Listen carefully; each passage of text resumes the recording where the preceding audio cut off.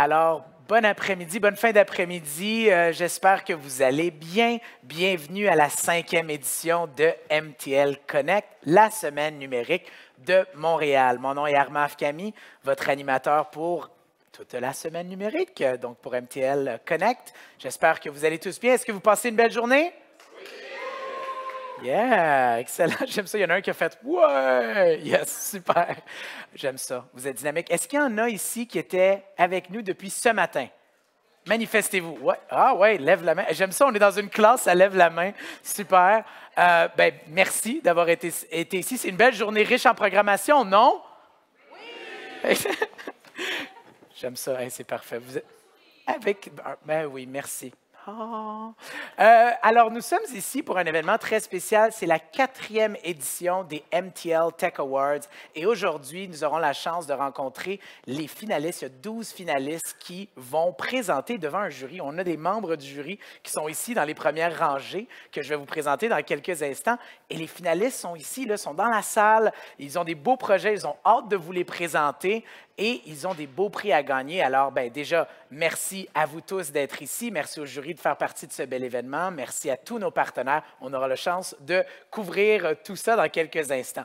Aujourd'hui, les finalistes vont présenter leur projet. Les jurys vont prendre des notes, vont évaluer le tout. Et on va délibérer et présenter les gagnants le 12 octobre, je vais finir ma diction, le 12 octobre ici à MTL Connect. Donc, on est très excités. Est-ce que vous êtes excités? Oui! J'aime ça, vous êtes là, I love it, excellent. Alors, on va partir le tout. Je vais vous présenter, dans le fond, les 4 catégories de prix ainsi que les membres les membres de jury pour chacun des prix. Alors, le premier prix est le prix Littératie numérique jeunesse et vous pouvez voir à l'écran les membres du jury. On peut les applaudir et les remercier de faire partie de l'événement. Le deuxième prix est le prix Femmes en Tech. Et on peut voir également les membres du jury. On les applaudit. Le troisième est le prix d'innovation. Et voici les membres du jury. Et le quatrième, et non le moindre, découvrabilité culturelle francophone. Et les membres du jury. J'aimerais aussi remercier les partenaires sans qui un événement comme les MTL Tech Awards ne pourrait pas être possible. La CRIM, Desjardins Caisse des technologies, Druide, Le Lien multimédia, Logique, EdTech, Le Curieux, École branchée et Edumédia. On les applaudit. Et ainsi qu'une mention spéciale au MCC de la France et du Québec qui vont présenter une bourse de 2000 $. Alors, on les applaudit aussi. Merci beaucoup. Mais en plus de ces prix-là, que évidemment les finalistes vont potentiellement gagner, nous avons également 2 mentions. Il y a la mention Antidote. Donc, cette mention est spécialement liée à l'éloquence de la présentation des finalistes. Ça va, pas de pression supplémentaire ajoutée aux finalistes qui sont déjà devant une salle comble, mais ce prix-là va être aussi attribué, donc ce n'est pas nécessairement un des gagnants ou des projets qui va, c'est vraiment une mention spéciale de la part d'Antidote et les gagnants vont gagner, je crois que c'est 3 ans d'abonnement Antidote pour jusqu'à 10 usagers. C'est vraiment un beau prix. Merci à Antidote et Druide.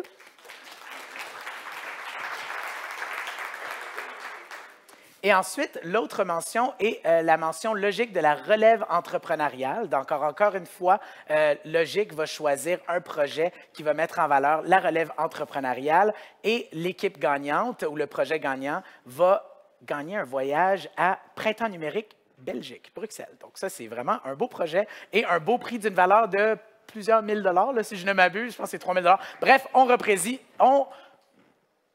remercie, c'est le mot que je cherchais. Moi, l'éloquence, je ne vais pas gagner. Logique, on apprécie Logique. Merci. Bon, sans plus tarder, je pense que c'est le temps qu'on vous présente ces beaux projets-là. Alors, je vais vous inviter les finalistes des prix Littératie numérique jeunesse. Je vais vous les inviter en ordre. Ils vont venir présenter leur projet. Alors, je vais les nommer et je les invite de venir ici sur scène pour présenter leur projet. Alors, le premier projet, j'invite Kayvon Farzandeh, Danaël Cotier, Mélanie Tremblay du Collège Sainte-Anne secondaire La Chine. On les applaudit.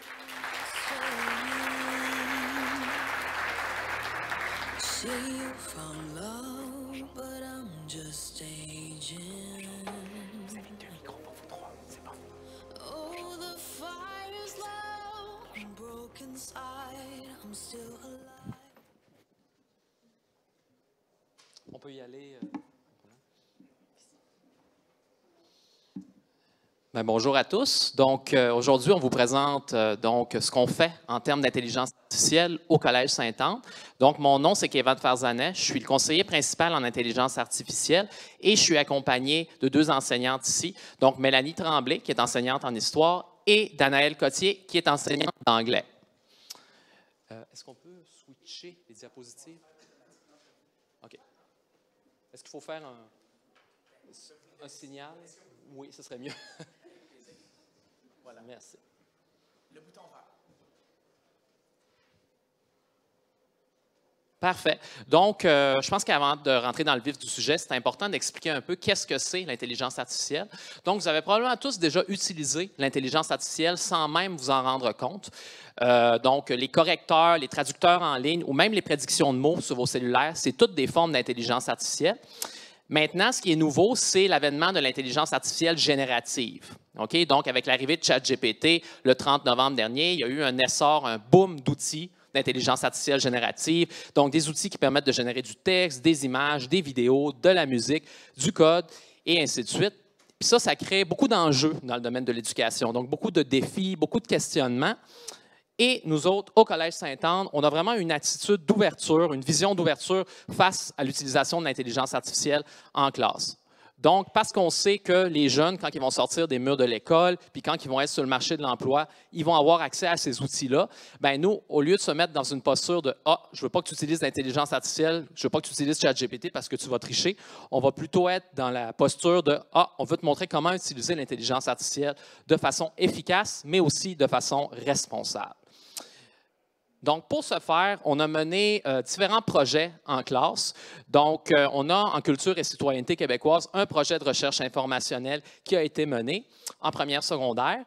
Donc, dans ce projet-là, l'objectif principal, c'était de démontrer aux jeunes que l'intelligence artificielle, donc des outils comme, je mentionne toujours ChatGPT, mais il y en a plusieurs. ChatGPT, c'est le plus connu. Donc, des outils comme ChatGPT peuvent halluciner, c'est-à-dire générer des informations qui sont fausses, donc générer de la mésinformation. Fait que c'est important pour les jeunes de faire preuve de jugement critique, donc pour juger si l'information qui est générée par le robot conversationnel est vraie ou pas. Donc ça, c'est des apprentissages qu'on fait en classe. On a aussi montré aux élèves l'importance de contre-vérifier les informations, parce que comme je l'ai expliqué, les robots conversationnels ne génèrent pas toujours des informations qui sont véridiques. Donc, c'est important que les jeunes fassent des recherches plus poussées pour voir si une information qui est générée par ChatGPT, par exemple, se retrouve ailleurs sur le web. Une autre des compétences qu'on cherche à développer chez les élèves, donc une autre habileté qu'on cherche à développer chez eux, c'est leur capacité à pouvoir citer des sources. Donc, il existe vraiment des façons, selon les normes de l'APA, de pouvoir citer des robots conversationnels. Donc, ça, c'est quelque chose qu'on a commencé déjà à enseigner à l'école. Donc, un autre exemple d'activité qu'on fait en classe, c'est qu'on montre aux élèves comment formuler des bonnes requêtes, donc des bons prompts avec les robots conversationnels. Donc, au même titre que quand on fait de la recherche sur des moteurs de recherche comme Google, c'est important de mettre les bons mots-clés pour avoir les résultats les plus pertinents possibles. Bien, il existe vraiment une façon de formuler des bonnes requêtes avec les robots conversationnels. Donc, ça, c'est quelque chose qu'on explique aussi en classe. Puis, je fais juste un petit rappel de ce que le PDG d'OpenAI, qui est la firme qui a développé ChatGPT, a dit par rapport donc au fait de savoir formuler des bonnes requêtes, c'est que c'est une compétence qui est essentielle, c'est que c'est une compétence qui est extrêmement précieuse maintenant. Donc, on le voit aussi dans les différents affichages. Il y a beaucoup d'offres d'emploi de prompt engineer qui apparaissent parce que les entreprises cherchent des gens qui sont capables de formuler des bonnes requêtes avec l'intelligence artificielle, avec les robots conversationnels. Donc, ça démontre vraiment que c'est une compétence qui est importante. Donc, l'IA, en tant qu'outil de rétroaction au Collège Sainte-Anne, en fait, ce qu'on a fait, c'est qu'on a demandé aux élèves d'écrire un texte par eux-mêmes. Ensuite, on leur a demandé de le mettre de le fournir à une intelligence artificielle qui leur a donné de la rétroaction. Et on leur a demandé de prendre cette rétroaction-là et d'améliorer leur texte. Donc, on a vu ce matin, dans la présentation de ce matin, on s'est fait dire qu'un usage on avait dit éthique et positif, c'était un usage qui nous permet d'acquérir ou de développer des compétences. Bien, dans ce projet-là, nos élèves ont développé non seulement des compétences linguistiques comme la grammaire, la structure de phrase, bref, juste l'anglais, mais également des compétences numériques en sachant écrire les bonnes requêtes, en sachant discerner les bonnes rétroactions des moins bonnes. Donc, ce qu'on a fait, c'est qu'on a permis à nos élèves de rajouter un outil dans leur bac à outils en leur permettant d'utiliser l'intelligence artificielle, mais de manière responsable et utile. En 1999, il n'y avait pas d'intelligence artificielle, alors on était loin d'utiliser celle-ci pour créer des présentations orales ludiques. Alors, je veux que vous vous rappeliez comment vous vous sentiez quand on vous demandait de faire une présentation devant la classe. Probablement stressé, probablement apeuré que les autres élèves rient de vous. Peut-être même vous n'aviez pas parlé assez fort, que le professeur s'endorme. Alors, au collège, ce qu'on a décidé de faire, c'est d'utiliser l'IA pour développer la confiance chez le jeune, à parler devant, pas nécessairement un groupe, mais en utilisant un outil web qui est Talcaire, qui permet de générer, dans le fond, la voix de l'élève à partir d'une image. La solution, c'est donc de revisiter nos anciennes traditionnelles présentations orales endormantes en demandant à l'élève d'utiliser cette application-là pour enregistrer sa voix. Et cette application qui utilise l'intelligence artificielle prend une photo, par exemple, de Léonard de Vinci et permet à cette photo-là de l'animer. Donc, la bouche bouge, les yeux parlent, et tout ça au rythme du son d'une voix plus dynamique d'un élève qui s'est pratiqué à la maison, mais qui a pu enregistrer une deuxième fois, qui a eu droit à une deuxième chance et qui est fier de son travail. Donc, en bout de ligne, ce qui est à dire, c'est que cette façon d'utiliser l'intelligence artificielle comporte deux plus-values. La première pour l'apprenant, qui est fier d'incarner son personnage. Hein. Je suis Léonard de Vinci, j'ai créé ceci et voilà mon image à quoi je ressemblais à l'époque de la Renaissance. La deuxième pour l'auditoire. L'auditoire qui écoute à son rythme les présentations différentes, originales, en utilisant un code barre, et qui voit l'animation et entend, et l'auditoire, donc les élèves, en fait, entendent les voix de leurs amis qui incarnent les personnages historiques. Donc, tout ça pour vous dire que ce matin, quand on a parlé d'intelligence collective, d'intelligence que l'on peut créer d'une façon plus ludique, voilà que ceci peut être fait dans une façon originale et de présenter des personnages historiques. Voilà. Donc, c'est ça, comme Mélanie vous a expliqué. Donc, l'intelligence artificielle générative, c'est une excellente façon d'être inclusif, mais c'est aussi une façon de rendre l'apprentissage plus ludique. Donc, qui dit ludification dit motivation et dit moteur à l'apprentissage.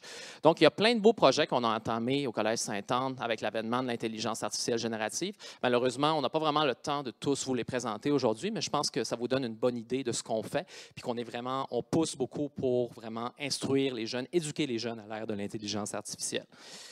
Je termine en disant que donc on a mis en place un site Internet, des ressources pour les enseignants avec des outils, des guides et tout ça pour qu'eux, ils puissent les montrer aux jeunes en classe parce qu'on sait que l'apprentissage des élèves passe avant tout par les enseignants. Donc, ce site-là est disponible, peut être consulté par quiconque a accès à Internet, donc c'est-à-dire par tout le monde. Puis, il est quand même assez complet. Donc, il y a beaucoup d'outils, beaucoup de guides, beaucoup de ressources pour accompagner les enseignants. Donc, voilà. Merci beaucoup.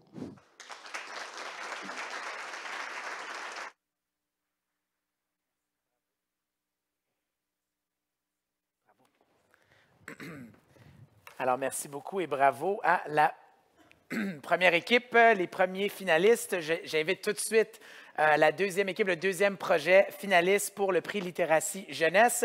Hubert Minier, Jasmin Roy de la Fondation Jasmin Roy, Sophie Desmarais. Yes. Un, deux. Alors, c'est parti. Bonjour à tous. Très heureux de vous présenter les ateliers de réalité virtuelle dans la peau d'une personne LGBT. Très difficile de le faire en 5 minutes, mais enfin, vous ne pourrez pas vivre l'expérience. À la Fondation, on a développé une expertise sur les interventions en réalité virtuelle en milieu éducatif, mais aussi chez les personnes aînées en milieu de travail. Et on a développé dans la peau d'une personne LGBT. Nous sommes en train de développer le prochain volet qui sera dans la peau d'une personne racisée et éventuellement dans la peau d'une personne autochtone. La démarche scientifique, on a travaillé en collaboration avec l'Université de Sherbrooke pour créer les scénarios. Il y a eu une recension des écrits. Ensuite, il y a eu une rédaction du guide d'animation. Et par la suite, évidemment, le tournage et les animations d'ateliers. On a évalué l'impact avec l'Université de Sherbrooke sur ce qu'on faisait, parce que c'est quand même assez récent qu'on utilise la réalité virtuelle pour développer les compétences émotionnelles et relationnelles des jeunes. Et ce qu'on a pu conclure avec les recherches, c'est que la réalité virtuelle développait l'empathie cognitive et les jeunes qui sont témoins de ces situations-là. On ne parle pas de violence extrême, on parle de microagression. Ici, microagression, pour ceux qui veulent comprendre, c'est qu'une personne gay comme moi se fait dire, tu sais, j'ai rien contre ça, je t'accepte. Microagression. Ça, c'est une microagression. Ou as-tu déjà fait l'amour avec une femme? Bon, ça, on se fait souvent poser cette question-là.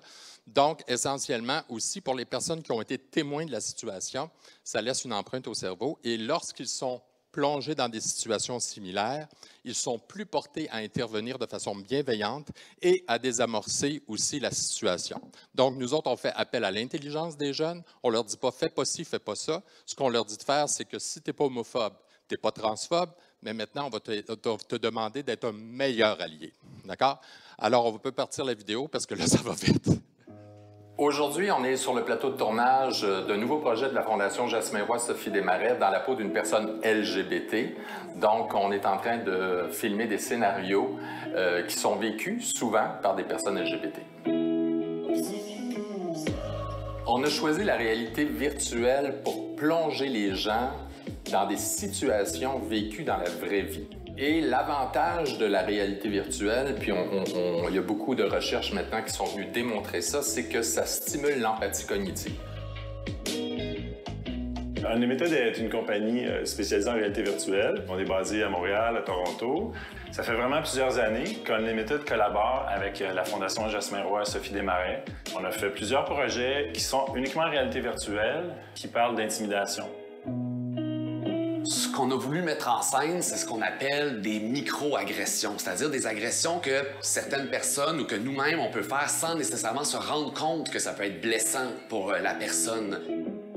Souvent, chez les personnes bisexuelles, ce qu'ils entendent, c'est c'est parce que tu es gay, tu t'affirmes pas. Ou encore, il y a deux standards. Une fille qui va avoir des relations avec une autre fille qui est bisexuelle. Pour bien des garçons, on va dire, c'est pas la même chose que pour nous autres, les gars. Moi, j'ai déjà couché avec une fille. Oh. Mais là, dis-nous tout. OK, oui, mais c'est pas la même affaire. À la base, Jasmin Roy nous avait remis des statistiques, nous avait remis vraiment des études de cas faites avec des experts. Et dans un premier temps, ce qu'il a fallu faire, c'est avec Carl, le réalisateur, qu'on s'entende sur des petits synopsis qu'on a soumis. Et l'objectif, c'était évidemment de trouver des façons d'aborder ces sujets-là, d'aborder tout le contenu, toute la substance qu'on voulait aborder avec Jasmin, mais de façon plus dynamique, plus simple. Il est pas question que tu te changes dans les toilettes pour handicapés, voyons.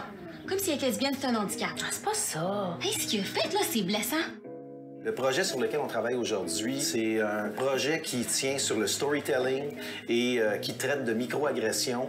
Et donc, ce qui est vraiment important, c'est qu'on accepte le jeu du comédien. Dans ce cas ici, il faut qu'il soit le plus crédible, le plus transparent possible, parce que le témoin est assis à la table avec les comédiens. Donc, ce qui arrive, c'est que les comédiens doivent éviter de porter un jugement sur eux-mêmes ou sur les autres personnages et laisser toute la place au témoin pour former ses propres opinions. Tu comprends ce que je veux dire? Je suis une femme. Je le sais, ça. Les ateliers de réalité virtuelle dans la peau d'une personne LGBT s'adressent à tout le monde. On veut donner ces ateliers-là dans les milieux éducatifs, au secondaire. On va en donner en milieu de travail. Je crois qu'on peut en donner auprès des nouveaux arrivants aussi pour faire comprendre aussi qu'est-ce que c'est que ces réalités-là. Et ce qu'on cherche beaucoup, c'est d'améliorer les relations, donc les compétences relationnelles des personnes avec les gens issus des communautés LGBT.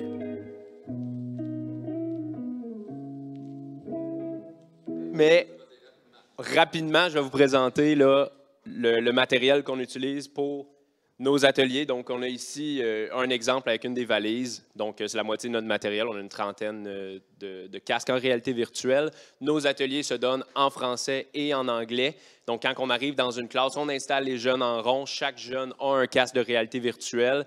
Et à ce moment-là, on démarre les mises en situation. Vous avez pu voir quelques courts extraits dans la vidéo qu'on vient de voir.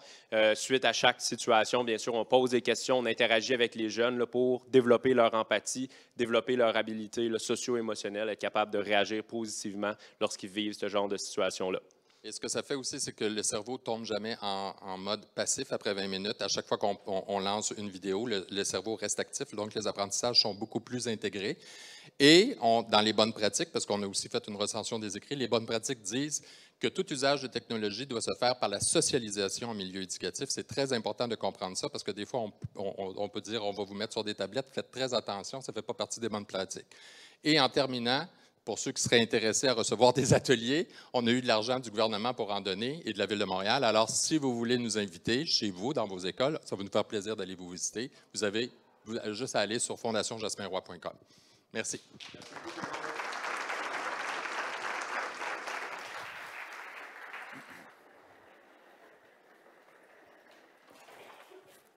Bravo, merci. Alors, on va tout de suite enchaîner avec le troisième projet.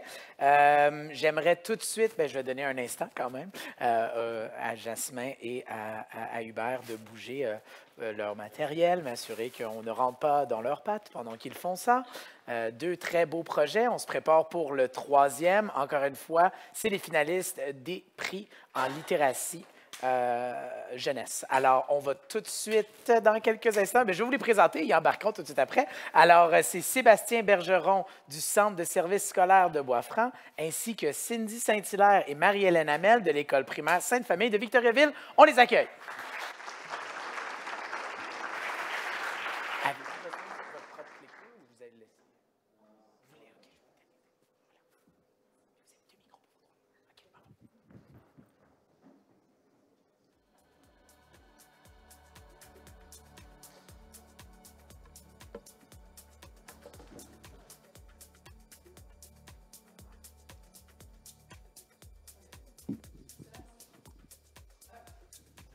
En classe, on n'a pas de micro, c'est pour ça. Donc, bonjour tout le monde. On vous présente notre projet de serre automatisée. Et donc, on représente le CSS des Bois-Francs dans la région de Victoriaville.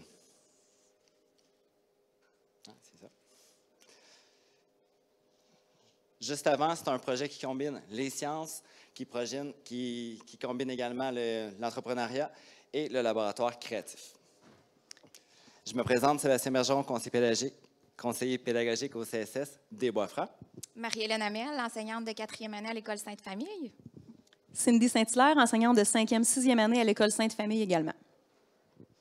Donc, tout débute avec une priorité du Centre de services scolaires des Bois-Francs, qui est la rétention des garçons au primaire et au secondaire. Donc, nous, on a vraiment un intérêt marqué pour soutenir les garçons dans notre centre de services. Alors, m'est venue l'idée de commencer des projets de robotique où, normalement, les garçons sont très impliqués dans ces projets-là. Alors, tout en faisant des sciences, j'ai fait appel à Sébastien, qui est venu animer avec moi un atelier en classe là, sur la plante carnivore. Donc, tout en mettant des sciences en valeur, on combine la robotique qui vient avec ça. Alors, les élèves avaient à fabriquer leur plante carnivore et avec le bac de Lego EV3. Donc, dès le début de l'année, là, on mettait déjà en place la robotique. Et par la suite, les élèves ont chacun un chandail avec des badges, un petit peu comme nous, on a ici à l'avant. Quand ils ont terminé un projet, on leur met un badge pour l'accomplissement de leur travail. Donc, un grand sentiment d'appartenance là, à l'équipe, à la classe, parce qu'on formait une équipe, nos deux classes ensemble. Donc, tous les élèves avaient leur petit badge. Donc, intérêt soutenu des élèves vraiment pour ce beau projet. Par la suite, je suis rendue à travailler l'univers matériel en sciences. Alors, je fais encore appel à Sébastien, qui est notre conseiller pédagogique, donc, pour travailler l'électricité. Alors, avec les microbits, on est capable de programmer toutes sortes de choses. Donc, on a mis les élèves en action sur une plateforme où il y avait du make-code à faire. Donc, ils devaient se choisir un projet. Puis, dans ces projets-là, il y a une idée qui est revenue, qui était l'arrosage automatisé. Alors, les élèves m'ont suggéré ça. Puis là, j'ai dit, pourquoi pas, on va l'essayer en classe. Donc, par la suite, Sébastien nous a un petit peu accompagnés pour faire ce projet-là. Donc, on voit le concept initial, c'est vraiment, on est allé chercher du matériel, on a pris surtout du matériel réutilisable, du matériel qu'on trouvait là, dans le bac de récup. Et on s'est dit, on va le réutiliser. Et les élèves nous ont produit certains prototypes. Donc, on voit le premier prototype. On voit le deuxième prototype, celui qu'on a apporté, qui est vraiment un tout petit, là, si on compare avec notre serre automatisée, où on retrouve chaque étage est contrôlé par un microcontrôleur, c'est-à-dire un microbit. On a une pompe submergée, un relais. Les élèves devaient réaliser la programmation. Donc, ici, on voit notre projet qui commençait à prendre forme. Tout d'abord, on a eu recours à l'aide de Oser entreprendre pour notre projet entrepreneuriat. Donc, c'est ça. Cindy, elle enseigne en 5e, 6e année. Donc, ses élèves étaient davantage mobilisés là, pour la programmation des microbits. Et mes élèves de 4e année, eux, c'était davantage pour le jardinage. Donc, on pouvait se combiner là, les forces et les forces de chaque niveau. Est venu par la suite l'assemblage de la serre. Donc, on a mis encore une fois en contexte les élèves. Les élèves ont été impliqués dans toutes les étapes de la réalisation de notre projet. Donc, on a commencé par faire une ébauche en haut de l'assemblage, les tuyaux, le filage, les microbits, tout ça. Donc, en haut, on voit notre essai numéro 1. Par la suite, l'essai numéro 2, où on a vraiment mis nos tuyaux là, aux bons endroits pour que ça fonctionne bien. Puis, on avait un petit problème de circulation d'eau. Puis, les parents étaient vraiment impliqués dans ce projet-là. Donc, on a un parent qui, son métier est ingénieur. Donc, il est venu avec nous en classe nous proposer des pistes de solutions. Alors, on l'a accueilli, bien sûr, à bras ouverts. Et on a pris ses suggestions donc, pour améliorer ça. Encore une fois, c'est les élèves qui ont tout manipulé pour faire cette expérience-là. Donc, on le voit ici, c'est le microbit, c'est le microcontrôleur, c'est vraiment le cerveau de la serre automatisée. Et c'est un exemple de programmation, donc c'est un peu comme du Blockly, c'est du Scratch. On emboîte des blocs de programmation et ça fait une séquence de programmation. C'est ce qu'on retrouve dans la programmation de notre serre automatisée. On a réalisé des tutoriels avec les élèves. Eux, ils devaient changer les valeurs en fonction de la serre automatisée. Donc, ici, on le voit là, en lien avec l'humidité de la terre. Donc, voici maintenant la fin de notre beau projet entrepreneurial. Les élèves ont été vraiment mobilisés de A à Z, autant pour la vente des végétaux, pour la fabrication des pancartes, pour la publicité. Tous nos élèves ont été intégrés, autant nos élèves TSA, nos élèves issus de l'immigration avec des handicaps physiques, nos élèves doués aussi qui aimaient bien compter là, lors de la vente à la caisse. Là, ça a été vraiment, vraiment précieux. Et ça a eu un beau rayonnement aussi dans notre quartier résidentiel de l'école. Là. Vraiment, les gens alentours sont vraiment, ils ont embarqué dans notre projet. Puis, on trouvait qu'on avait beaucoup de végétaux à vendre, mais finalement, on a tout réussi à vendre. Ça a vraiment été vraiment un beau projet. Oui, une belle réussite. Ça a été un beau succès. Oui. Donc, voici certains de nos partenaires. Donc, tout d'abord, nous tenions à remercier la Ville de Victoriaville qui nous a permis de vivre ce beau projet entrepreneurial. Et on aimerait aussi remercier Digital Moment qui, eux, nous ont fourni les microbits. Donc, c'est avec différents partenaires qu'on a été en mesure de réaliser notre beau projet. Voilà, c'est tout.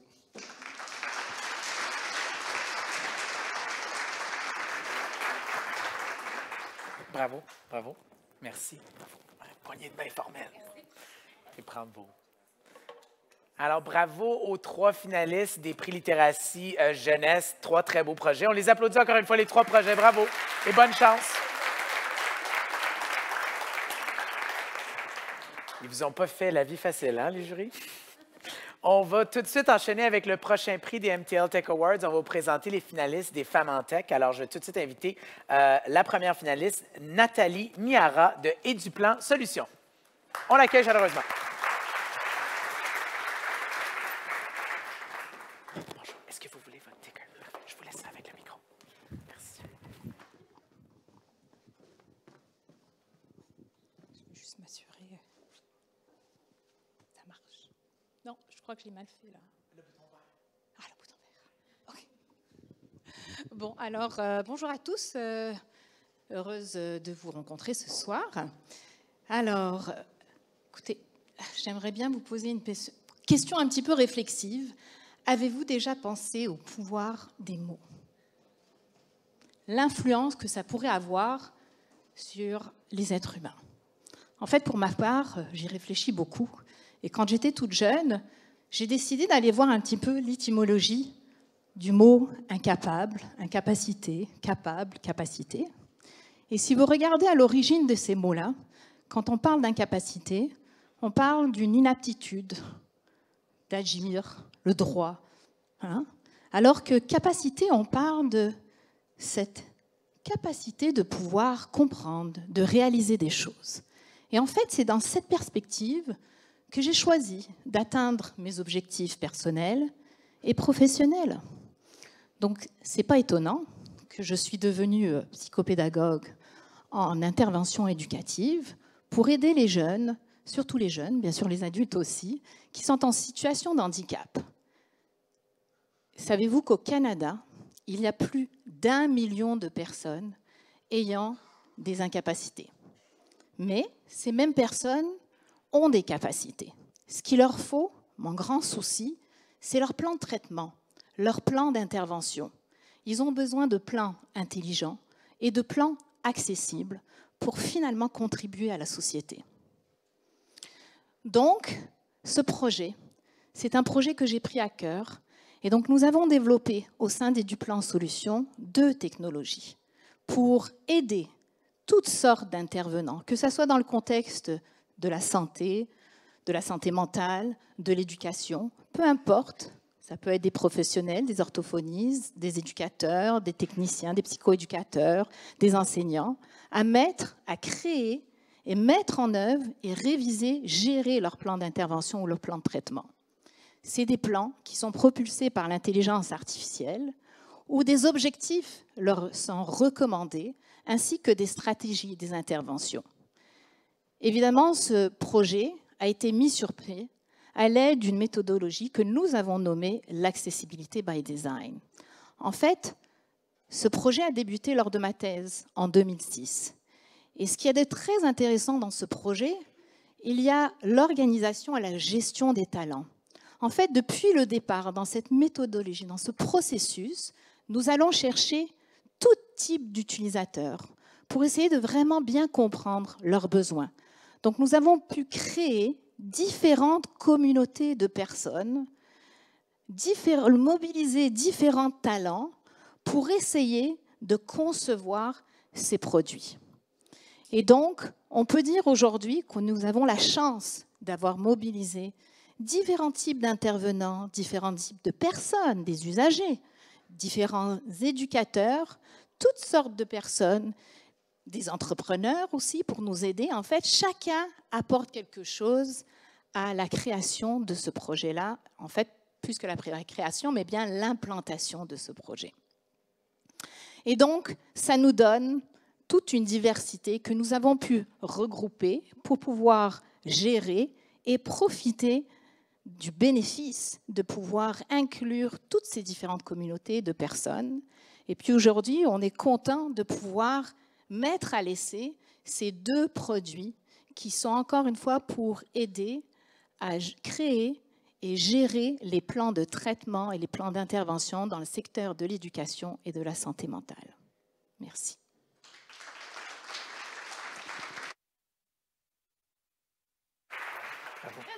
Oui, bravo, merci. Oh, wow, ça c'est avec 40 secondes à jouer. Bravo, merci beaucoup Nathalie. Ça part bien. Alors ça, c'était notre premier projet pour Femmes en Tech.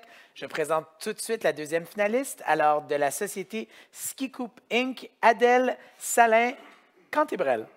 Oui, yeah!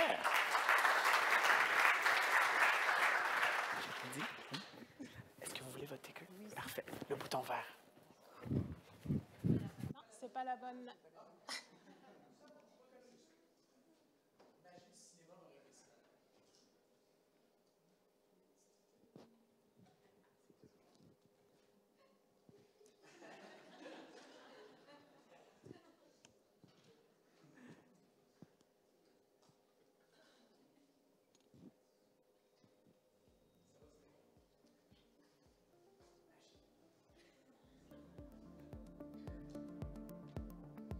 Musique.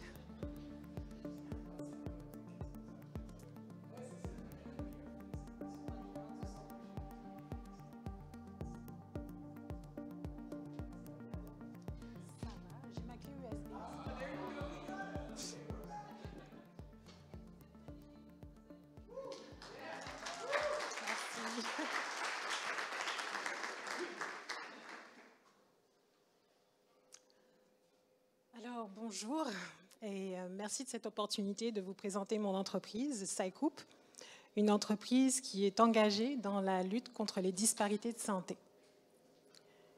Donc, pour la petite histoire, je suis originaire d'une île dans la Caraïbe qui s'appelle la Guadeloupe et que j'ai quittée pour devenir chercheur scientifique.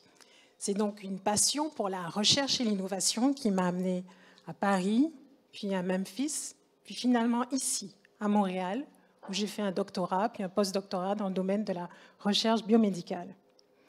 Et c'est pendant ce parcours d'apprentissage enrichissant, en diversité notamment, que j'ai découvert l'importance fondamentale et cruciale de l'inclusion dans la recherche en santé. Une inclusion qu'il se doit donc de tenir compte de nos diversités en genre, en âge, en ethnie, en capacité, en statut dans notre société, tous ces traits un peu qui nous définissent en tant qu'êtres humains. Parce qu'en fait, pourquoi tenir compte de ces facteurs? Eh bien, parce que les traitements et les technologies de la santé se doivent de fonctionner et de s'adapter à tout le monde. Je pense que nous sommes tous et toutes d'accord ici. Sauf que les biais dans les données de recherche et développement font qu'on a des solutions qui fonctionnent très bien pour beaucoup d'entre nous, mais qui vont avoir parfois des conséquences assez graves pour d'autres. Justement, dans notre entreprise, on a plusieurs cas personnels, histoires personnelles qui en témoignent, dont celle de Ruth.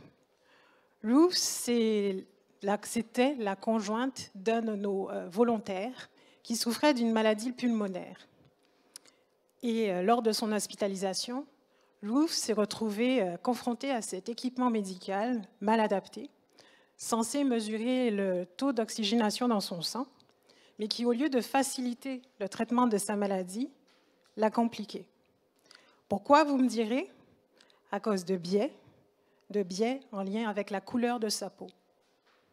Aujourd'hui, Ruth et d'autres comme elle symbolisent justement ces situations, ces innovations technologiques qui sont mal adaptées à notre société qui est en constante évolution.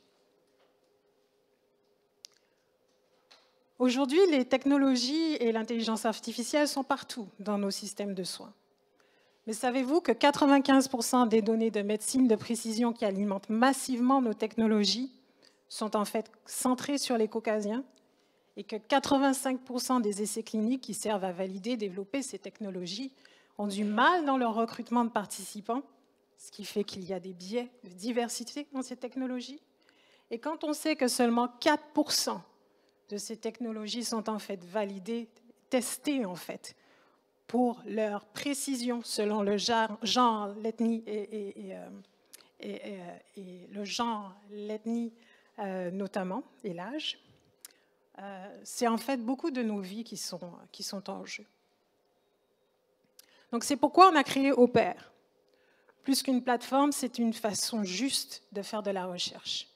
Notre IA, basée sur des méthodes de recherche inclusive, match les équipes de recherche avec des communautés bien diversifiées pour des innovations qui sont adaptées et équitables. En fait, ce qu'Opère fait, c'est qu'elle détecte les biais dans le projet de recherche, trouve le match ou les matchs idéaux parmi une communauté de 40 000 communautés canadiennes, puis fournit les outils nécessaires pour une recherche qui est authentiquement inclusive. Donc, vous l'aurez compris, la recherche inclusive, c'est devenu primordial. C'est pourquoi, depuis le mois de mai, on a déjà 8 entreprises technologiques et équipes de recherche qui nous ont rejoints et qu'Opère aide sur des thématiques et des problématiques complexes, comme du recrutement diversifié, de la prévention de maladies dans des communautés marginalisées et de l'adoption inclusive de nouvelles technologies. Notre force, à nous, c'est notre diversité de talents, des talents en recherche, en technologie, en développement, mais aussi en communautaire. Mais aussi, ce qui fait notre force, c'est notre union autour d'une vision commune, une vision où chacun et chacune, peu importe ses capacités, son identité ou son statut dans la société, va bénéficier des meilleurs soins. Donc, vous aussi, joignez notre mission, notre mouvement, celui d'une recherche plus juste. Parce que la recherche inclusive, ça doit être une norme, pas une exception. Merci. Bravo, Adam. Déjà, merci, bravo. Merci beaucoup. On va tout de suite passer à la troisième finaliste pour le prix Femmes en Tech. J'aimerais tout de suite inviter Annie Martineau de Neurosolutions. Est-ce que vous voulez votre ticket? Oui. Donc, voici la face que vous voyez avant, désolé pour ça. Donc, le bouton vert. Bon, ben merci Montréal Connect. Merci à tout le monde. Ça me fait plaisir d'être là. Cette nomination-là résonne tellement avec ma mission puis mon parcours entrepreneurial. Donc, je m'appelle Annie, je suis fondatrice du groupe Neurosolutions. Je vais commencer par le début. Je suis une travailleuse sociale de formation. Avant toute chose, la maman de William. William a été diagnostiqué d'un TDAH à l'âge de 8 ans. Et notre médecin de famille, à l'époque, nous avait fait 2 recommandations. La première, Annie, ça vous prend de la thérapie comportementale. La deuxième, Annie, voici une médication. Tout enthousiaste de enfin pouvoir me mettre en mode solution, je prends le téléphone en sortant du bureau du médecin et je cherche un spécialiste en thérapie comportementale. Non, il n'y en a pas de disponible. On est mis sur des listes d'attente et on se met à jongler avec la médication, plusieurs essais-erreurs, les effets secondaires, etc. À l'âge de 11 ans, mon garçon a fait une tentative de suicide qui a résulté à une hospitalisation sur une période de plusieurs mois. À cette époque-là, les pédopsychiatres ont soulevé 2 hypothèses. La première, effets secondaires de la médication peuvent avoir eu un impact sur le geste de votre garçon. La deuxième, manque de services, les problématiques se sont juste empirées avec le temps. À la suite de son hospitalisation, William est ressorti avec un autre super pouvoir que j'appelle, qui est le trouble du spectre de l'autisme. Encore une fois, 2 recommandations. Annie, ça vous prend de la thérapie comportementale. Annie, voici une nouvelle médication. Annie est un peu tannée. Elle a décidé que la pire chose à faire dans ces situations-là, c'est de s'asseoir puis d'attendre que les services se présentent. J'étais à l'époque associée dans un studio de jeux vidéo. J'ai décidé d'utiliser les avatars pour non seulement aider les enfants, mais les parents, avant même que les services viennent dans notre vie. Donc voilà, la situation dont je parle se passe en 2015. Vous pouvez peut-être imaginer ce que c'est aujourd'hui après une pandémie. Malheureusement, ma famille n'est pas la seule à vivre ce genre de situation-là. Aujourd'hui, 13 à 20 des enfants vivent une problématique en santé mentale. La plupart vont connaître des problèmes comportementaux. Le système de soins de santé en ce moment ne peut juste pas répondre à la demande. Donc, on se retrouve avec des systèmes, avec des épuisements professionnels, une pénurie de main-d'œuvre, des coûts qui font juste augmenter. Donc, qu'est-ce qu'on fait? On demande aux parents et aux enfants d'attendre patiemment que les services soient disponibles. Je pense sincèrement que c'est la pire des décisions. Donc, mais ceci étant dit, je trouve que c'est important de mentionner. On va faire une parenthèse, puis je vais faire un écho à Adèle avec sa recherche inclusive All the Way. Dans les décisions familiales liées à la santé, 80 de ces décisions-là sont prises par les mères. Donc, la nomination de Montréal Connect aujourd'hui, puis le fait de soulever le leadership féminin, je lève mon chapeau, parce qu'on n'arrive pas uniquement avec une expertise, mais on arrive avec des histoires, on arrive avec une empathie, mais on arrive surtout avec une résilience qui fait en sorte qu'on est capable de développer des solutions à des problèmes très, très pressants dans notre société. Ceci étant dit, je vous présente Keros. Donc, Keros, c'est une application qui intègre des pratiques de thérapie comportementale, de la guidance parentale, en utilisant des avatars et le jeu vidéo. La seule façon de progresser dans Mario Bros, c'est de réaliser des compétences, de développer tes compétences dans des challenges quotidiens comme l'hygiène, les interactions sociales, les émotions, etc. On permet aussi de supporter le parent par le biais d'un coach parental pour monitorer l'information. Donc, qu'est-ce qu'il faut monitorer? C'est quoi qui est important? À quelle fréquence? Pas de souci, le coach va permettre d'aller chercher cette information-là, de la récolter, puis la transférer dans des tableaux de bord qui vont pouvoir être partagés ultimement. On a commencé en ce qu'on appelle B2C, donc directement auprès des familles pour les supporter à la maison. tout en réalisant des études cliniques en parallèle auprès de 250 familles au Québec. On est sur la voie d'être la première application prescrite au niveau du TDAH en Europe. Très fière de cet accomplissement. Et notre proposition de valeur, c'est d'aider les familles le plus rapidement possible, de façon le plus accessible possible, nonobstant les listes d'attente. Je suis également très fière de l'expansion qu'on est en train de prendre pour soutenir les travailleurs sociaux, les thérapeutes dans le système de soins de santé dont on vient d'aborder. Ces personnes-là sont prises avec des listes d'attente. Ces personnes-là sont majoritairement des femmes. Donc, ce qu'on fait, dans le fond, c'est qu'on les supporte pour savoir ce qui se passe entre les rendez-vous à la maison, que ce soit au niveau du comportement ou des effets de la médication. On a développé des partenariats avec des systèmes de soins de santé pour démontrer que Keros, notre solution, est un modèle économique qui est rentable et pour faire en sorte, encore une fois, qu'il soit accessible au plus grand nombre de familles possible. Donc, mon objectif premier, c'était certainement pas de changer des chiffres, c'était de changer des vies. Merci pour votre écoute. Je suis super contente d'être ici, encore une fois, avec des opportunités comme ça. On crée un monde juste plus inclusif, plus brillant.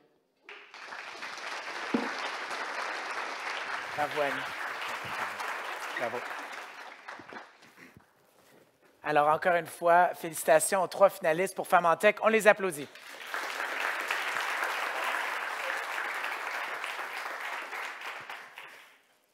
On va tout de suite embarquer sur le prochain prix et rencontrer les prochains finalistes pour les prix en innovation. Alors, j'aimerais de ce pas inviter le premier projet. Et pour nous présenter son projet, j'aimerais inviter Mohamed M. Diallo de BioEureca.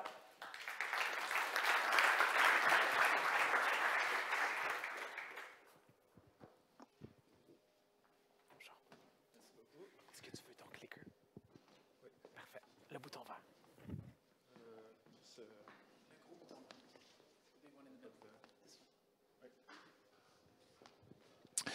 Bonjour tout le monde.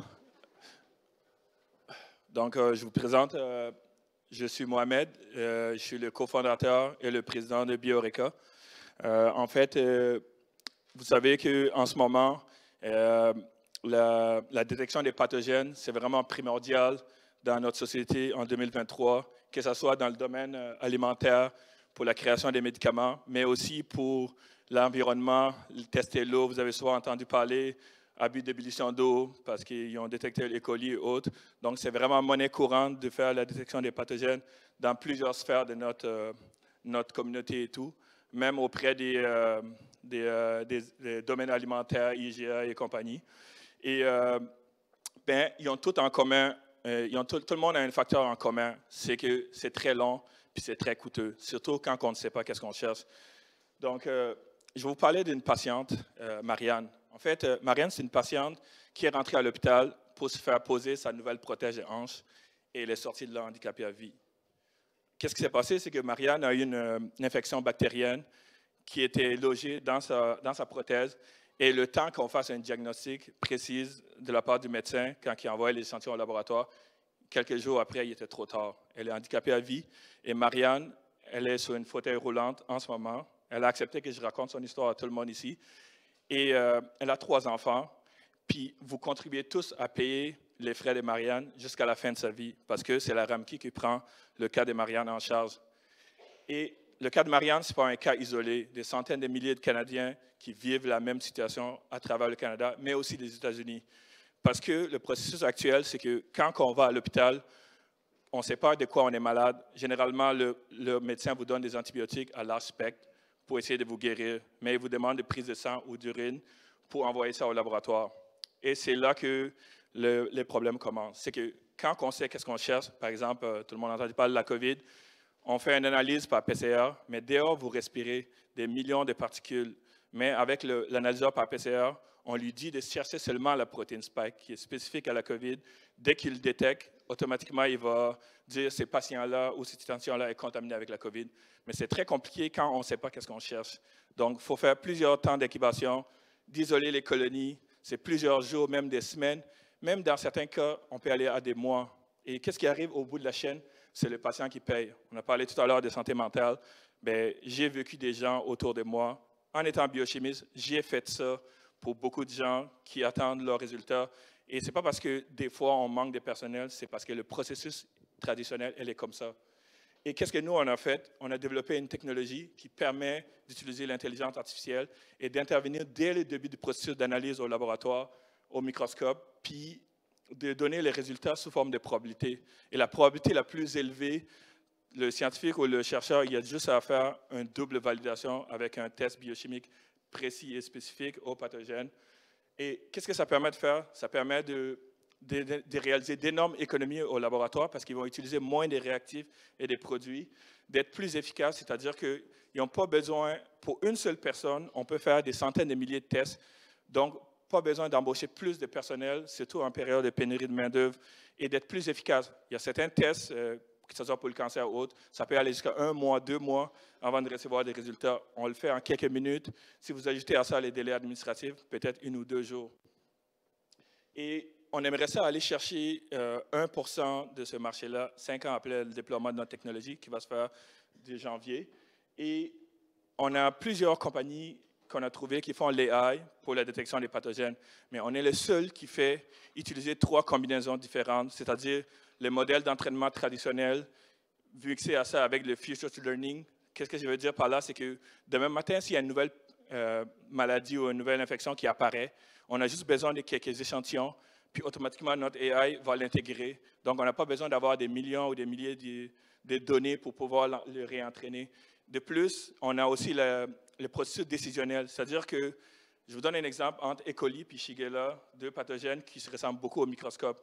Dès que ce genre de cas-là arrive au microscope, automatiquement, notre AI va poser des questions sur l'écran, dire quel type de réactif vous avez utilisé, par exemple. Dès que vous choisissez, la probabilité change et elle va vers le modèle qui est le plus probant et vous avez juste à faire le reste du travail.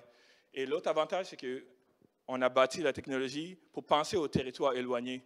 J'ai parlé avec le maire de la Gaspésie, il m'avait déjà dit que pendant la pandémie au début, il fallait qu'il envoie l'échantillon dans les grandes villes. Les gens avaient le temps de tomber malades, guérir puis retomber malades avant de recevoir les résultats. Donc, pour pallier à ce genre de problèmes-là, aux pays en voie de développement et aussi dans les territoires éloignés, on a bâti cette technologie-là qui marche avec ou sans Internet. Et Bioeureka, ce n'est pas seulement une technologie de reconnaissance d'images basée sur l'IA, mais c'est aussi une encyclopédie simplifiée. N'importe qui, étudiant ou autre, peut chercher n'importe quelle donnée sur des pathogènes, avoir la littérature simple comme la bonne température d'incubation, juste des ouvrages de référence vérifiés et simplifiés, puis pouvoir l'extraire en PDF par la suite. Et c'est ça qui fait en sorte qu'on va commercialiser déjà notre premier modèle dès janvier auprès des universités, des chercheurs, grâce à notre sondage maison qui sont validés, et aussi des lettres d'intention des plus grosses entreprises comme Eurofins et Laboratoire BNK, etc. Et pour notre modèle des prix, on a basé sous forme de rabais auprès des différents paliers, que ce soit des professionnels, des étudiants, mais aussi pour des grosses entreprises comme des hôpitaux et tout, une fois qu'on va avoir notre licence en mode B2B. Actuellement, on a plus de 700 000 $ de ramassés pour rouler la compagnie et tout. Puis notre objectif, c'est d'atteindre 2,5 millions à peu près en 2025. Et on a 6 employés actuellement, puis on va se rendre d'ici la fin de l'année à 10 et un peu plus en 2025 en travaillant notamment avec des étudiants finissants ou des PhD et autres. Et notre timeline est divisée en deux parties. La partie réglementaire qui se divise comme ceci. On travaille actuellement avec l'OC pour nous aider avec l'approbation de la FDA qui s'en vient à la fin de l'année. Puis par la suite, Santé Canada, et on va aller dans le développement de l'Afrique et autres. D'ailleurs, on travaille actuellement avec le Rwanda puis le Sénégal. Et le volet développement, j'ai mon prototype, ça va me faire plaisir de vous le montrer tout à l'heure si vous voulez. Mais on va lancer la version bêta. Puis on a remarqué qu'on veut développer d'abord aux États-Unis et à l'international, notamment le Qatar, le Sénégal, puis les États-Unis qui ont beaucoup d'intérêt avec notre produit avant ici, parce que ce n'est pas le même standard pour l'approbation. Et on a parlé de diversité tout à l'heure, puis d'inclusion. Bien, notre équipe est vraiment diversifiée avec une expertise différente. Chacun amène un maillage pour se compléter. Et aussi, on a des aviseurs. C'est très important pour nous d'avoir des gens en dehors de notre cercle pour pouvoir nous donner des conseils sans billets, parce que souvent, on est trop impliqué dans notre projet, puis on aimerait ça avoir des avis extérieurs. Et je ne vous ai pas montré les employés, mais je vous montre quand même nos partenaires sans qui on ne serait jamais là. Donc, je remercie vraiment MTL Connect de m'avoir donné cette opportunité-là de venir vous parler de notre innovation qui, j'espère, va changer vraiment la vie des centaines de milliers de personnes et la vôtre aussi. Merci.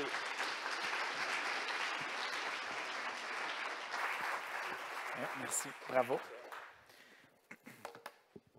Merci beaucoup. Bravo, bravo. On va tout de suite passer au deuxième finaliste pour les prix en innovation.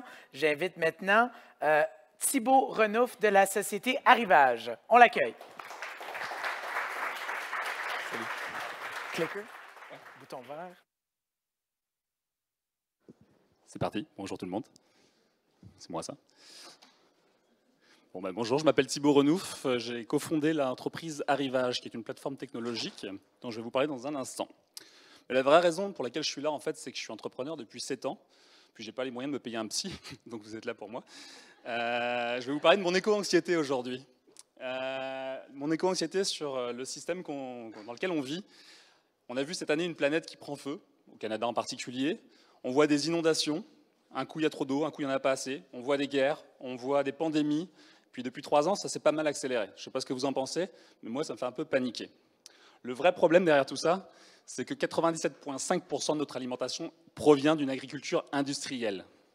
Elle provient d'une agriculture industrielle, mais elle est aussi distribuée par une agriculture industrielle, par des distributeurs industriels. Ce qui signifie que tout ce qu'on mange aujourd'hui, que ce soit à l'épicerie, au restaurant, à l'école, à l'hôpital, ça provient d'une alimentation qui joue sur quelques acteurs uniquement. Et ça aussi, ça me fait paniquer. Ça veut dire qu'il y a seulement 2,5% de notre alimentation qui provient de petites et moyennes fermes. Pourtant, c'est eux qui sont les plus nombreux sur le marché aujourd'hui. C'est toutes ces petites entreprises-là qui a derrière une alimentation que celle qu'on voudrait voir. Donc on nous a parlé beaucoup de local pendant la pandémie, à toutes les sauces. Le vrai problème maintenant, aujourd'hui, c'est l'inflation. On veut consommer le moins cher possible, on veut économiser, on veut dépenser moins d'argent dans ce qu'on mange. Mais derrière, ça veut dire... Bah tiens, c'est des adaptations. Ça veut dire que le lien il est brisé entre tous ces milliers d'entreprises qu'il y a sur le marché, au Québec et partout dans le monde, et que ces ponts ne se font plus entre l'offre et la demande alimentaire. Donc là, on va parler évidemment de maraîchage, on va parler d'élevage, de la viande qu'on achète à chaque semaine, du poisson, des produits transformés. Donc les milliers d'artisans, ils sont derrière ces produits-là. Donc nous, on s'est posé la question, en fait, avec Félix Etienne, qui est la personne avec qui j'ai créé Arrivage, on s'est posé la question de comment est-ce qu'on pouvait résoudre ce problème-là en particulier. On allait voir les agriculteurs, on allait voir les chefs, on allait voir les propriétaires d'épiceries, on leur a posé la question pourquoi est-ce que tous ces produits, de ces milliers d'entreprises, ne se retrouvent jamais dans nos assiettes au final. Et donc en fait, en leur parlant, on a compris qu'il y avait un enjeu de comprendre les offres, c'est-à-dire de parler le même langage quand on est un producteur alimentaire et un professionnel. On est tous très occupés, on a de la pénurie de main-d'œuvre et on n'arrive pas à s'entendre sur ce qu'on veut vendre ou acheter. Donc c'est faciliter les transactions et faciliter les communications. Et donc ça, à partir de là, on s'est demandé comment on pouvait offrir une solution au marché qui ferait que vous tous ici, que ce soit encore une fois à l'épicerie ou à l'école de vos enfants ou à l'hôpital, vous puissiez manger des produits locaux. Donc on a rassemblé les offres de centaines de producteurs, on a décentralisé le marché et on a la volonté de faire coopérer des milliers d'acteurs autour d'un même outil qui est une plateforme en fait, qui est la solution la plus évidente, qui est nommée quand on va parler avec les agriculteurs ou les acheteurs, c'est-à-dire que l'outil numérique qu'il fallait pour faire le pont entre l'offre et la demande, c'était de permettre aux agriculteurs de venir diffuser ce qu'ils avaient en temps réel auprès du marché B2B et de venir vendre leurs marchandises directement sur ces marchés-là. Le chef, il n'est pas heureux. Les chiffres non plus. Donc au final, en quelques années, on a réussi à rassembler plus de 400 producteurs partout au Québec. Et puis, rapidement, ce sont plus de 1100 comptes acheteurs qui ont été créés et qui viennent démontrer finalement l'intérêt de vouloir acheter ces produits-là, de vendre ces produits-là, mais finalement d'avoir une solution pour le faire. Et donc, c'est ça qu'on a voulu développer directement. Donc notre objectif, ce ne sera pas de parler à tout le monde parce que là-dedans, il y a des gros, mais les milliers de petites et moyennes entreprises qui fournissent des aliments, on veut les ramener dans nos tables. Et tout ça, en fait, nous, on a commencé avec les restaurants, les chefs, qui sont probablement la catégorie la plus sensible à la qualité et aux produits locaux. Mais en fait, on s'est rendu compte rapidement qu'il n'y avait pas que ces catégories-là, qu'il y avait aussi tout un tas de petites épiceries, de grandes épiceries qui veulent offrir aux consommateurs des produits locaux. Et en fait, surprise, au début, on s'était mis à rêver qu'un jour, on fournirait les hôpitaux. Et Ça y est, on a des hôpitaux qui chaque semaine achètent des produits aux agriculteurs à quelques kilomètres seulement. Et donc là, on parle de gros hôpitaux, on parle d'écoles, on parle de CPE, on parle de banques alimentaires. Donc c'est-à-dire que l'idée, la petite idée qu'on avait en tête il y a quelques années, qu'on pensait quasiment impossible, est devenue réalité à travers cette plateforme-là. Donc ça, je le skip. Donc voilà, ça représente plus de 50 000 heures de travail, cette plateforme-là. Et on a fait tout ça sans aucun centime d'investisseurs extérieurs. Donc tout ça bootstrappé. Et donc voilà, et donc notre nouveau modèle qui chemine progressivement, c'est finalement de résoudre un problème social. Donc cette année, on a créé un OBNL. Notre vocation, c'est de venir résoudre des enjeux sociaux sur les territoires et d'accompagner les porteurs de projets régionaux à travers de la technologie à laquelle, en général, on n'a pas accès parce que ça coûte cher la technologie, vous le savez ici. Donc notre plateforme, on la met à disposition de partenaires et on continue de la développer. Et ça, c'est notre nouvelle stratégie de mise en marché, c'est de venir chercher des partenariats que ce soit pour attaquer les marchés d'approvisionnement institutionnel, parce que tous les secteurs s'organisent aujourd'hui par filière, ou des secteurs comme les banques alimentaires ou alors des projets environnementaux. Voilà ce qui fait le tour. Je vais prendre le micro. On se donne la main. Bravo. Beau projet. Merci beaucoup, Thibault. On va tout de suite enchaîner avec le prochain projet. J'ai l'honneur de vous présenter de la BANQ Oh non, excuse-moi. Je t'ai sauté une étape. On recommence. De Clickodoc, je vous présente Rodolphe Emmanuel Hospice. Salut. Clicker, bouton vert. Yes. Bonjour à tous. Depuis mon enfance, j'ai toujours rêvé que j'aurais un impact plus tard. Et ça fait 10 ans que j'ai la chance de voyager et de travailler dans différents pays à travers le monde. Et je me suis rendu compte qu'on partage un problème commun. Il n'y a pas suffisamment de médecins par rapport au nombre de patients dans nos populations. C'est-à-dire qu'on a une grande difficulté, une grande complexité à bien prendre en charge les populations. Et on l'a vu précédemment avec des différents témoignages qu'il y a eu. Et du coup, cette envie d'avoir un impact et ce constat m'ont amené à créer Clickodoc en 2018. Clickodoc, c'est une mission. C'est l'ambition de faciliter l'accès aux soins pour tous. C'est une plateforme qui est destinée à... Pardon. C'est une plateforme qui permet d'optimiser le parcours de soins du patient. Elle permet aux praticiens, aux médecins, aux infirmiers, aux kinés, aux sages-femmes, etc., d'avoir des outils qui leur permettent de réduire le temps qu'ils passent, qu'ils perdent dans la partie administrative de leurs tâches. Et du coup, d'avoir plus de temps dans la partie médicale, paramédicale, pour mieux prendre en charge leur population. Aujourd'hui, Clickodoc, c'est 2,5 millions de rendez-vous. C'est plus de 600 000 patients, c'est des centaines de milliers de documents et de messages partagés entre praticiens et patients, entre praticiens eux-mêmes, etc., etc. Alors vous me direz, pourquoi le Québec? Eh bien en fait, on a commencé à parler avec des médecins qui travaillent ici à Montréal, et on a fait le même constat. Il y a un vrai écart entre la technique médicale, qui est très avancée, et l'organisation du soin, qui, selon leurs mots, est parfois archaïque. En parallèle, les patients sont connectés, ils sont digitalisés, et ils ont envie que ça change.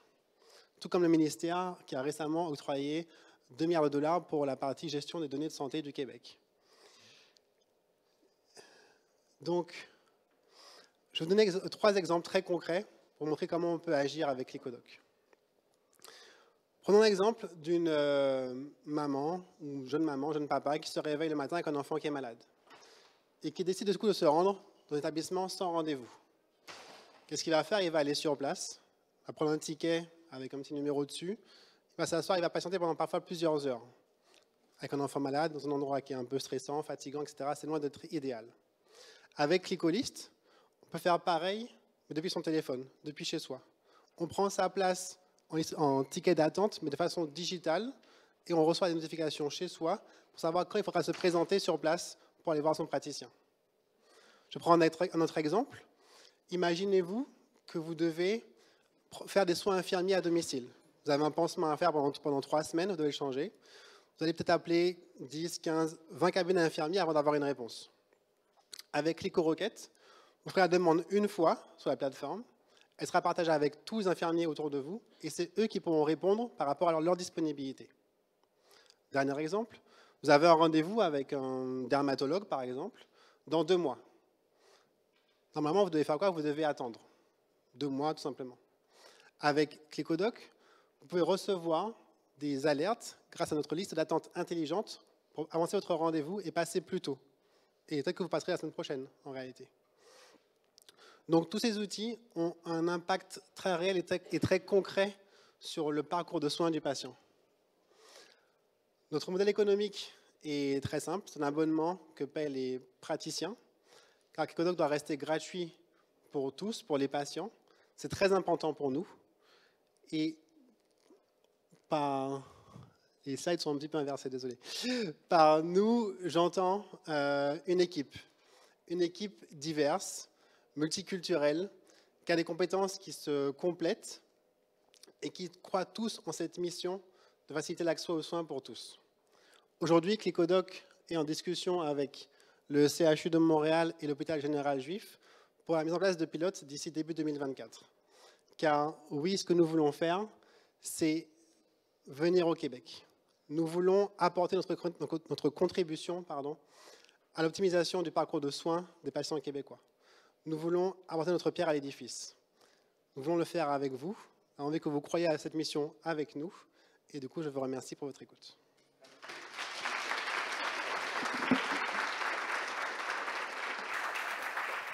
On applaudit encore une fois nos 3 finalistes pour le prix en innovation. On ne va pas se le cacher, on tackle des vrais problèmes d'aujourd'hui. Fait que vraiment, bravo, on vous lève le chapeau. On continue tout de suite avec le prix Découvrabilité culturelle francophone. J'ai l'honneur de vous présenter le premier finaliste de la compagnie Harvester. J'invite Steven Telek.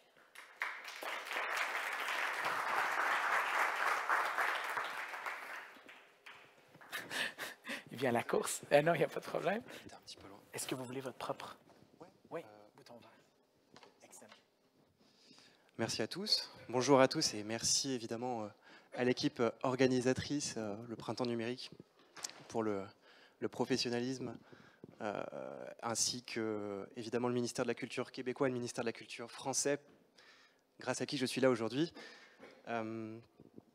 Évidemment le jury, par avance. Donc la question de la découvrabilité est une préoccupation majeure pour l'industrie audiovisuelle. Je suis désolé, c'était censé bouger, mais... Pourtant, aucune donnée jusqu'à présent n'était disponible sur ce qui est réellement présenté aux utilisateurs, y compris sur les leaders du marché comme Netflix, Prime et Disney. L'enjeu est pourtant énorme. Dans un monde où les catalogues sont de plus en plus vastes et les écrans de plus en plus petits, la visibilité d'une œuvre est désormais plus importante que sa disponibilité. C'est pourquoi chez Harvester, nous proposons un nouveau standard analytique de la découvrabilité. Tous les jours, nous collectons des milliers de données de mise en avant. Cela est rendu possible grâce au développement d'un dispositif technique innovant nous permettant d'identifier la position exacte de chaque œuvre sur l'interface d'un service de vidéo à la demande, et ce pour des utilisateurs au profil varié. Nous pouvons par exemple connaître la part d'œuvres francophones présentées à un utilisateur qui ne regarderait uniquement des animés japonais, et à l'inverse, connaître la part d'animés japonais présentés à un utilisateur qui ne regarderait uniquement des comédies francophones. Les critères de filtrage sont multiples. L'année de production, les œuvres, les genres, les pays de production, les acteurs, les réalisateurs, que sais-je. Pour aller encore plus loin, nous avons établi pour la première fois un score de visibilité pour chaque œuvre qui apparaît sur l'interface d'un service comme Netflix, Prime et autres. Ce score est calculé sur la base de 2 critères essentiels. La position exacte de l'œuvre sur la page et la place qu'elle occupe à l'écran. Plus il faut scroller pour accéder à l'œuvre, plus le score est bas. L'intérêt ici est d'objectiver pour la première fois ce qui n'avait jamais été mesuré auparavant. La semaine dernière, par exemple, je peux vous dire que 12% de ma page d'accueil était dédiée à des œuvres francophones. Les 400 coups de François Truffaut étaient le 2e contenu francophone le plus visible, avec Tomboy de Céline Sciamma.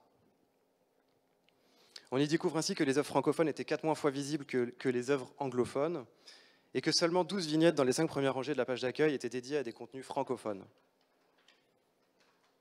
Plusieurs événements récents ont souligné l'importance de ce type de données pour le secteur.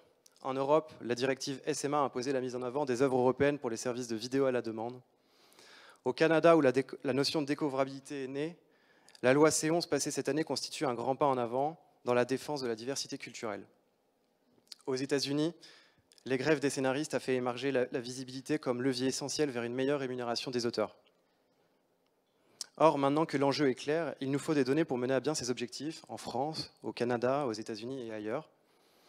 Les ayants droit et institutions ont pendant longtemps souffert d'une asymétrie d'information au sujet de la visibilité de leurs œuvres. Pourtant, d'un point de vue économique, l'analyse de la mise en avant revêt un intérêt stratégique évident pour les détenteurs de droits, que ce soit dans le cadre de négociations précontractuelles avec les différents services de vidéo à la demande, que dans l'hypothèse d'une rémunération proportionnelle au nombre de vues, voire à la mise en avant. Pour les institutions, il s'agit non seulement de s'assurer du respect de nouvelles obligations de visibilité, mais aussi de disposer de données à partir desquelles elles peuvent élaborer un cadre réglementaire de demain. Merci pour votre attention.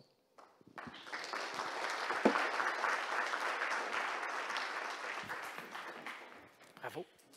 Au revoir. Merci. On va tout de suite enchaîner avec notre prochain finaliste.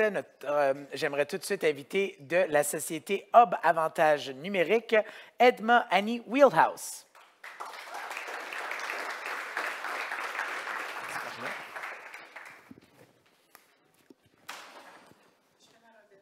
Oui, c'est ça. Micro, est-ce que vous voulez votre clicker? Oui, c'est le bouton vert. Le bouton vert. Le bouton vert, on a compris.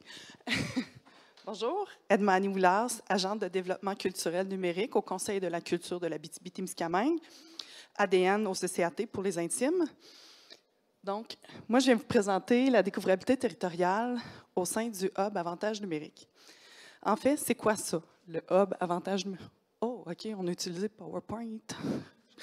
Je m'excuse pour le charabia. J'avais envoyé un PDF, c'était plus...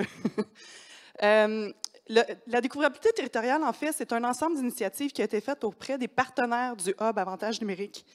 Avantage Numérique, ce n'est pas une institution, ce n'est pas un OBNL, c'est vraiment une organisation volontaire de partenaires. Ici, vous voyez ceux qui sont impliqués au sein du Hub Avantage Numérique dans le projet de découvrabilité territoriale. On parle du Petit Théâtre du Vieux-Noranda, du Conseil de la culture de l'Abitibi-Témiscamingue, l'administration régionale Baie-James, et plus tard, s'est joint à nous la Place des Arts de Sudbury.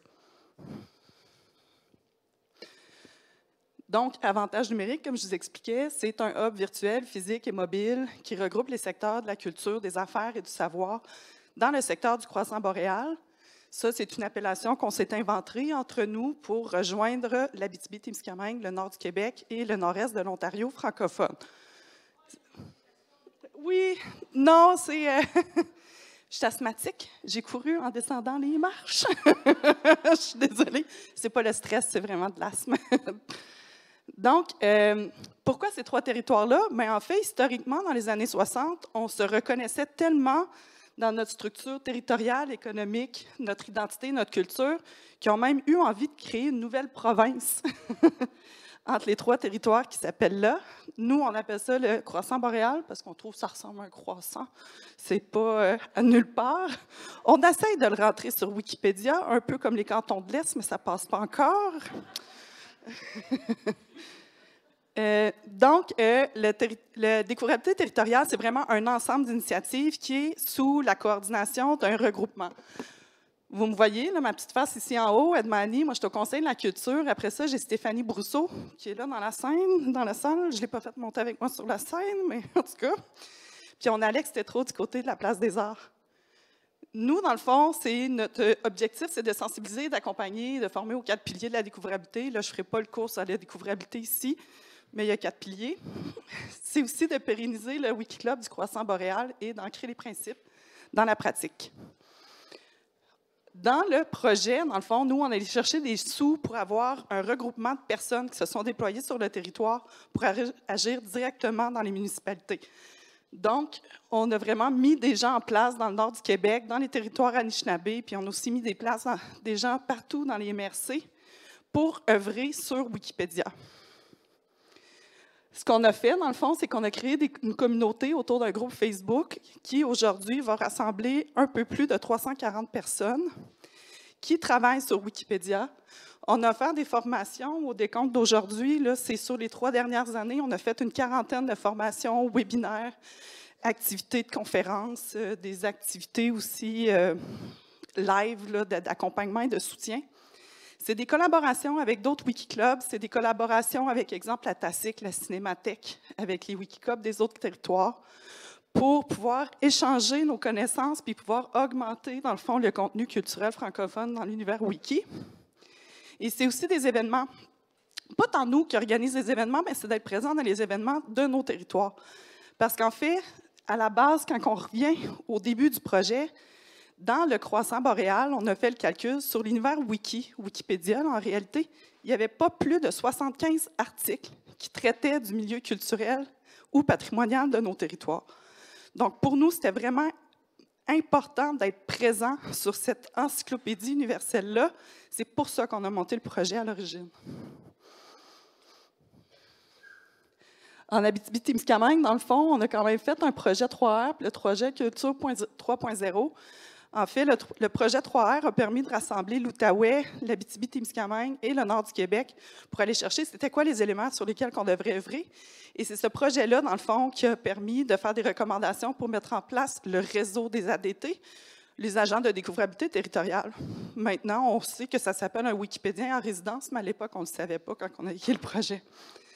À la baie James, ils ont réussi quand même à aller chercher de l'argent permanent pour engager une personne à la Société d'histoire qui, elle, a pu comme, utiliser les registres de la Société pour pouvoir créer près d'une cinquantaine, 150 articles là, dans les 3 dernières années. Tandis que du côté du nord-est de l'Ontario, on a été chercher des fonds pour engager une personne qui était un agent de développement culturel numérique, comme nous ici, le Réseau Québec, mais hors réseau. Donc, ça a permis de compléter, dans le fond, le trio qu'on formait.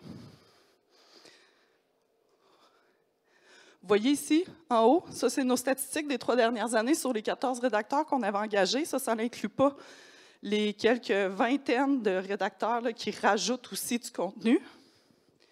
On a le Wiki-projet du Croissant boréal qui rassemble sur le Wikipédia, dans le fond, toutes les ressources qu'on met à la disposition de notre regroupement. Ici, là, je vous parle encore de Culture 3R et du projet Wikidata. Le projet Wikidata, en fait, c'est qu'on a utilisé les bases de données du Conseil de la culture, on les a modélisées et on les a importées directement dans Wikidata. Donc, à défaut de pouvoir être capable d'écrire des articles sur tous les éléments culturels de notre territoire, parce que vu qu'on est loin, on n'a pas nécessairement non plus la couverture médiatique pour pouvoir le faire, bien, on a quand même été capable de rajouter les contenus sur Wikidata pour au moins se répertorier de ce côté-là, à défaut d'avoir la pertinence là, sur l'univers Wiki. Présentement, nos derniers projets, c'est de faire un programme avec les étudiants du Cégep de l'Abitibi-Témiscamingue en création d'un premier article. L'année passée, on a accompagné les étudiants en arts et lettres et communication du Cégep de l'Abitibi-Témiscamingue. Ils ont écrit une vingtaine d'articles. En fait, c'est 26, mais ils ne sont pas tous publiés parce que c'est des étudiants. Là, on s'entend que la rigueur n'est pas tout le temps là. Mais ça a été le fun parce qu'on a fait un lancement public, puis les éléments, en fait, les personnes qui étaient traitées dans les articles ont pu être là. Donc, rencontrer les gens qui ont écrit leurs propres articles. Cette année, on a reproduit l'exercice. Ce sont 2 classes, donc on est rendu avec 2 classes de 25. Ça fait à peu près 50 étudiants. Et on a joint à ça aussi l'Université de Hearst, du côté de l'Ontario. Donc, eux, oui, je sais, mon time's up. C'est les projets qui s'en viennent, la Wikiconférence Amérique du Nord, puis une base de données qu'on va lancer.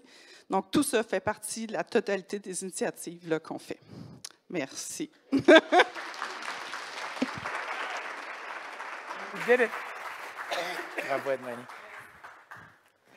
Alors, merci beaucoup et bravo, Edmani. On passe au dernier projet des projets de découvrabilité culturelle francophone. J'aimerais tout de suite inviter de la BANQ, Bibliothèque et Archives nationales du Québec, Jean-François Gauvin. Bonjour. Je n'ai pas couru dans les escaliers parce que je suis asthmatique, moi aussi. Donc, je suis très heureux d'être ici devant vous, mesdames, messieurs les jurés, pour vous parler de rêve, vous parler de découvrabilité et accessoirement de scapulomancie aussi. Alors, le rêve, celui d'une PDG qui est arrivée en 2014 à BANQ, qui rêvait d'une grande cathédrale du savoir numérique. Nous, on l'a pris au pied de la lettre. On s'est dit, ah, voici une chance enfin de réaliser quelque chose. Donc, on a fait ce que la plupart des gens font quand il y a une idée qui naît, on a fait une vidéo que je ne vous montrerai pas ici, ceci dit, mais je vous encourage à aller la voir. C'est sur YouTube, projet BANQ numérique, où on décrit un petit peu l'intention. Pendant ce temps-là, on s'est mis sur le crayon, évidemment, pour concevoir le projet. Les conditions de départ de ce projet-là étaient environ une 50aine d'interfaces qui avaient été développées au fur et à mesure des années sur des collections numériques patrimoniales.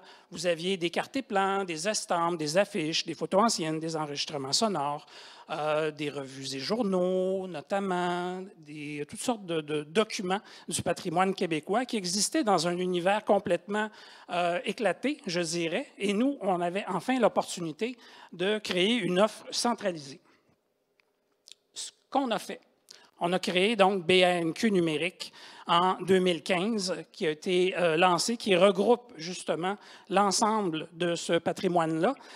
Au jour d'aujourd'hui, on a environ 32 millions de fichiers qui sont disponibles en recherche intégrale dans certains cas pour les revues et journaux notamment, mais les documents que je vous mentionnais aussi préalablement sont dans cette interface-là.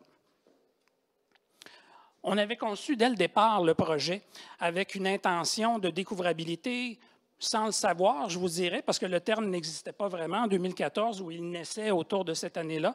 On parlait dans le dossier d'affaires déjà de découverte fortuite ou de sérendipité, parce que c'était un des fondements, justement, du projet, c'était le rayonnement du patrimoine documentaire québécois.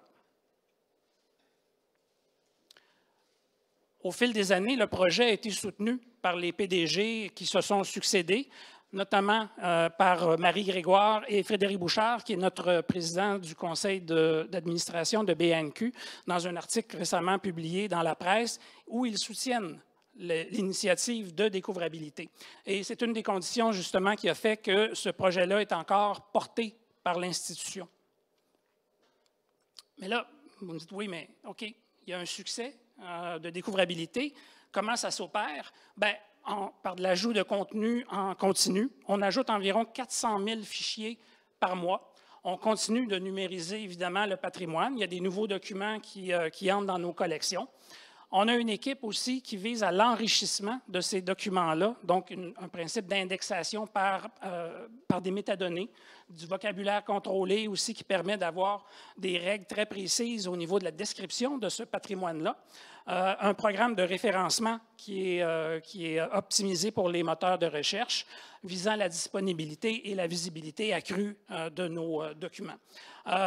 Les chiffres sont peut-être un petit peu petits, là, mais ce qu'on voit, c'est vraiment un accroissement en termes de la disponibilité des documents qui correspond aussi avec un accroissement de la consommation de ces documents-là, notamment par les moteurs de recherche, car il y a eu beaucoup d'efforts en visibilité qui a été fait pour les rendre disponibles. Donc, il y a peut-être un point de jonction avec la pandémie, mais pas que. On a fait beaucoup de mises en ligne dans les dernières années, ce qui explique aussi une consommation qui a vraiment augmenté. Au jour d'aujourd'hui, on a environ 9,5 millions de visiteurs sur BANQ numérique par année. Donc, je pense qu'on a atteint l'objectif de Mme Barbe, qui était de se doter d'une grande bibliothèque numérique qui se compare très facilement avec d'autres grandes bibliothèques comme Gallica, qui est la bibliothèque nationale, qui est la bibliothèque numérique de la Bibliothèque nationale de France. Et on peut vraiment très, très bien se comparer à des grandes bibliothèques comme celle-là. Pour la scapulomancie, c'est une anecdote, là. Cette photo-là est tirée d'une collection numérique chez nous.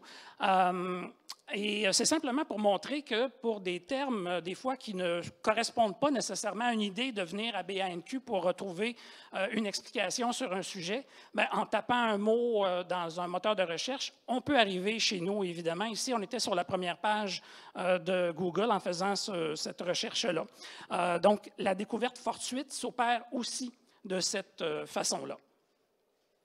C'est un exemple, mais il pourrait y en avoir des milliers, évidemment. Photo tirée du fonds du ministère de la Culture et des Communications chez nous, de René Lévesque, qui partageait justement son idée du rêve. Mais je vous dirais que quand ce rêve commence à être partagé par une équipe chez nous de plusieurs personnes qui a travaillé sur BANQ, bien, ce rêve peut devenir véritablement une réalité. Merci beaucoup. Bravo. Merci, Jean-François. Merci. Alors, bravo et merci aux finalistes des prix Découvrabilité culturelle francophone. Et merci et bravo à tous les finalistes des prix MTL Tech Awards. On les applaudit tous, s'il vous plaît. Alors, un grand merci au jury qui est ici avec nous, évidemment. Merci à vous, membres du jury, et à vous tous d'avoir été ici pour cette présentation. Nous allons dévoiler les gagnants le 12 octobre, donc jeudi. Alors, bonne chance à tous et à toutes. Alors, c'est le temps de célébrer ensemble tout ce beau travail, toutes ces belles innovations lors de notre 5 à 7 qui débute dès maintenant, il y a une demi-heure, en haut au 8e étage. Alors, le 5 à 7 est présenté par Morgan Phillips ainsi que le MCC du Québec. Alors, on les remercie. Rendez-vous au 8e étage. On continue la fiesta et on se revoit demain pour jour 2 de MTL Connect. Merci.